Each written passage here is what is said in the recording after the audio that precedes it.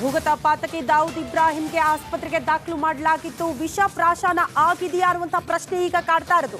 Exactly ಆಸ್ಪತ್ರೆಗೆ ದಾಖಲಾದಾಗ ಇದೇ ಮಾಹಿತಿ ಬಂದಿತ್ತು, ವಿಷ ಕಾರಣ ಅಂತ. ಬಟ್ ವಿಷ ಪ್ರಾಶನ ಆಗಿದೆಯಾ ಅನ್ನುವಂಥ ಪ್ರಶ್ನೆ ಇದೆ.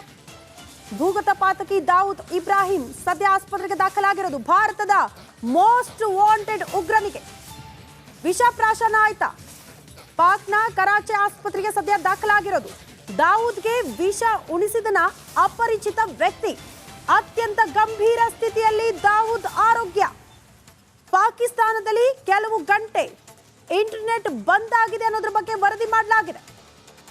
ದಾವೂದ್ ಬಗ್ಗೆ ಯಾವುದೇ ಮಾಹಿತಿಯನ್ನ ಇಲ್ಲಿ ತನಕ ಪಾಕಿಸ್ತಾನ ಬಿಟ್ಟುಕೊಟ್ಟಿಲ್ಲ. ಅತ್ತ ನಿರಾಕರಿಸದ, ಇತ್ತ ಒಪ್ಪಿಕೊಳ್ಳದ ಸ್ಥಿತಿಯಲ್ಲಿ ಭೂಗತಪಾತಕಿ ದಾವೂದ್ ಇಬ್ರಾಹಿಂ ಸ್ಥಿತಿ ಗಂಭೀರ ಅಂತ ಹೇಳಲಾಗ್ತಾ ಇದೆ.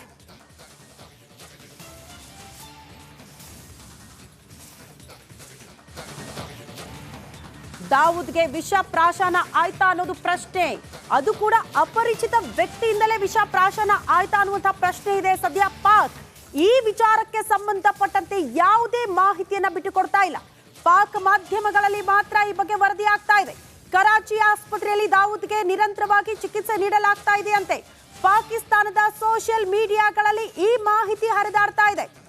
ಈ ಕುರಿತು ಪಾಕಿಸ್ತಾನದ ಪತ್ರಕರ್ತರಿಂದ ಪೋಸ್ಟ್ ಮಾಡಲಾಗಿದೆ ಸೋಷಿಯಲ್ ಮೀಡಿಯಾದಲ್ಲಿ.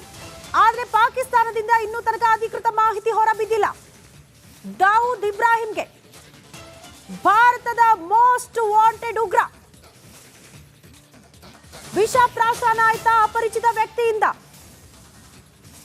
ಪಾಕಿಸ್ತಾನ ಈ ವಿಚಾರಕ್ಕೆ ಸಂಬಂಧಪಟ್ಟಂತೆ ಯಾವುದೇ ಅಧಿಕೃತ ಮಾಹಿತಿಯನ್ನ ಇಲ್ಲಿ ತನಕ ಕೊಟ್ಟಿಲ್ಲ. ಬಟ್ ಅಲ್ಲಿನ ಪತ್ರಕರ್ತರು ಸೋಷಿಯಲ್ ಮೀಡಿಯಾಗಳಲ್ಲಿ ದಾವೂದ್ ಇಬ್ರಾಹಿಂಗೆ ವಿಷ ಪ್ರಾಶನ ಆಗಿರುವಂತಹ ವಿಚಾರ, ಪಾಕ್ನ ಆಸ್ಪತ್ರೆಗೆ ದಾಖಲಾಗಿರುವಂತಹ ವಿಚಾರ, ದಾವೂದ್ ಇಬ್ರಾಹಿಂ ಆರೋಗ್ಯ ಗಂಭೀರವಾಗಿರುವಂತಹ ವಿಚಾರಕ್ಕೆ ಸಂಬಂಧಪಟ್ಟಂತೆ ಪೋಸ್ಟ್ ಮಾಡಿದ್ದಾರೆ.